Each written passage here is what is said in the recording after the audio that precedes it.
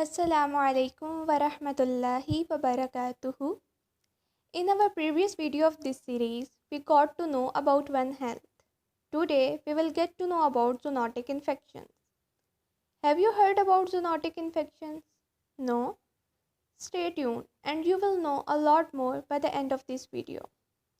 What this video is about? Let's check out some quick hints.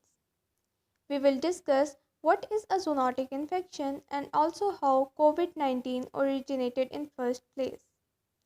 And what can we do to avoid future zoonotic infections? Animals carry germs that can cause diseases in humans. They can be viruses, bacteria, parasites, or fungi. The infections that humans get from animals are known as zoonotic infections.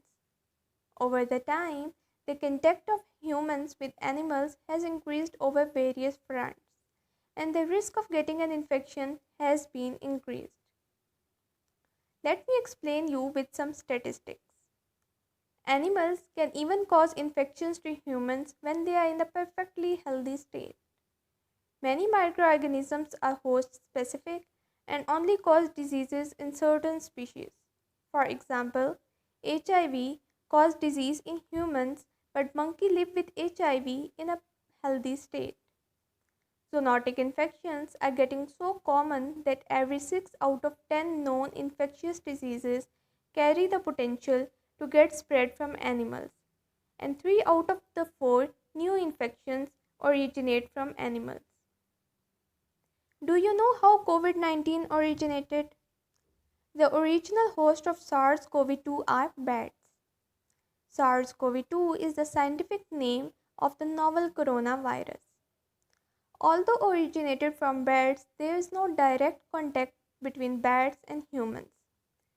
So it is suspected that there is an intermediate host that facilitated coronavirus to jump from animal species to humans. That intermediate host is still under investigation.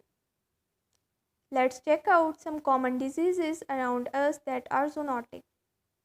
COVID-19, rabies, dengue fever, bird flu, swine flu, and the West Nile fever are some of the examples.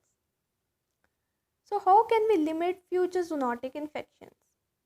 The brainy idea is to first get acknowledged about sources of infections. There can be the four sources. First, the food, which is fertilized with dung of animals. Then, there can be an intermediate organism called vector. It can be flies, mosquitoes, as we see in the case of the dengue fever, and ticks. From contaminated water and from the surfaces contacted by animals, as in the case of pets. You can do two things to stay safe. First is regularly cleaning your hands after animal contact. Even if you are around the animals, then these microorganisms can get transferred to your skin. And the second thing is to stay informed. Take a good note of zoonotic diseases around you, read about them, stay safe from them, and learn to deal with your pets. Do you want to know more about One Health? Stay tuned for the next video. Till then, take care and Allah Hafiz.